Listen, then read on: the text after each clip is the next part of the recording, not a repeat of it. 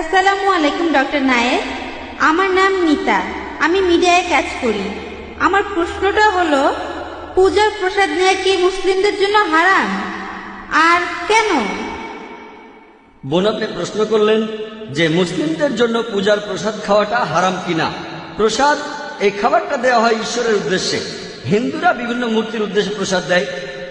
পবিত্র কোরআনে মোট 4 জায়গায় উল্লেখ করা হয়েছে। সূরা বাকারার 173 নম্বর আয়াতে উল্লেখ করা হয়েছে, সূরা মাইদার 3 নম্বর আয়াতে উল্লেখ আছে, সূরা আনামের 145 নম্বর আয়াতে উল্লেখ করা হয়েছে, এছাড়াও সূরা নাহলের 115 নম্বর আয়াতে উল্লেখ করা হয়েছে, হুররিমাত আলাইকুম মাইতাতু ওয়াদ-দামু ওয়া লাহমুল খিনজির ওয়া মা উহিল্লা লিগাইরিল্লাহ বিহি। তোমাদের জন্য হারাম করা হয়েছে মৃত জন্তু, রক্ত, শূকরের মাংস খাওয়া, আর যে পশু জবাই করার সময় আল্লাহ ব্যতীত অন্য কারো নাম নেওয়া হয়েছে। তাহলে যে পশু জবাইকালে আল্লাহ ছাড়া অন্য কারো নাম নেওয়া হয় সেটা আমাদের জন্য হারাম। আর এই কারণেই পূজার প্রসাদ নিয়ে খাওয়া এটা হারাম ইসলামে।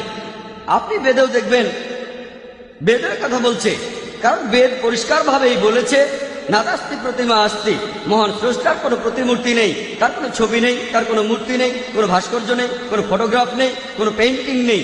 তাহলে বেদ অনুযায়ী ঈশ্বরকে খাবার নিবেদন করা নিষিদ্ধ। তাহলে দেখছেন যে বেদও এর বিরুদ্ধে কথা বলছে, এটা ভুল। মূর্তির উদ্দেশ্যে খাবার দেওয়াটা ভুল। একইভাবে যেহেতু কোরআন নিষেধ করেছে, মুসলিমদের নিষেধ করেছে খাওয়া যাবে না, নেওয়া যাবে না, এটা ভুল। বোন, আশা করি উত্তরটা পেয়েছেন। স্যার, আরেকটা ব্যাপার, আমি একজন শিখ, মাঝে মধ্যেই গুরুদুয়ারায় যাই। গুরুদুয়ারাতে কোনো মূর্তি নেই, মূর্তি পূজা হয় না। গুরুদুয়ারাতেও প্রসাদ বিলানো হয়, এটাকে বলে কানা প্রসাদ। এই প্রসাদও খাওয়া যাবে না, এরকম করার কারণটা কি? সুন্দর প্রশ্ন এই প্রসাদ করেছেন। তো কোনো মূর্তির উদ্দেশ্যে না। হ্যাঁ, ঠিক। বোন, আমি আপনাদের গুরু গ্রন্থের একজন ছাত্র। আর দেখবেন যে শিখদের কথা অনুযায়ী ধর্মগ্রন্থ, প্রথমে আদি গ্রন্থ, গুরু গ্রন্থ, এখানে ঈশ্বরের একাত্মবাদ নিয়ে বলা হয়েছে। সেখানে বলা আছে যে মহান স্রষ্টার কোনো মূর্তি নেই, ছবি নেই। মহান স্রষ্টাকে সেখানে বিভিন্ন নামে ডাকা হয়েছে, রাহিম, কারিম, আল্লাহ, অনেক নামে। এখানে আমাদের মিল আছে। তবে দুর্ভাগ্যজনকভাবে যখন গুরুদুয়ারায় যাবেন, যদিও শিখরা এমন কোন স্রষ্টাকে বিশ্বাস করে না যার কোনো ছবি আছে, তারপরও তারা উপাসনা করে গ্রন্থকে, মনে করে গুরু, কারণ গুরুর এখন নেই।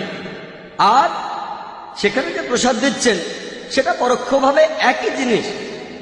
শিখ ধর্মগ্রন্থ বলছে মূর্তি পূজা করা নিষেধ, এখানে তারা পরোক্ষভাবে খাবারগুলো স্রষ্টাকে দিচ্ছে। আর এমনকি গুরু গ্রন্থ বলছে স্রষ্টার খাওয়ার প্রয়োজন হয় না। তাহলে আপনারা স্রষ্টার সামনে কেন খাবার দিচ্ছেন? পবিত্র কোরআনে সূরা আনামের 14 নম্বর আয়াতে বলা হয়েছে আল্লাহ সবাইকে খাওয়ান, কিন্তু তার খাওয়ার প্রয়োজন হয় না। তাহলে স্রষ্টাকে খাবারগুলো কেন দিচ্ছেন? কেন দিচ্ছেন তাকে? তাহলে বোন, আপনারা আদি গ্রন্থ মেনে চলছেন না, আপনারা গুরু গ্রন্থ মেনেও চলছেন না। মহান স্রষ্টার কোনো খাবারের প্রয়োজন হয় না, তিনি কোনো খাবার ছাড়াই টিকে থাকবেন, তিনি সবাইকে খাবার যোগান দেন। আশা করি উত্তরটা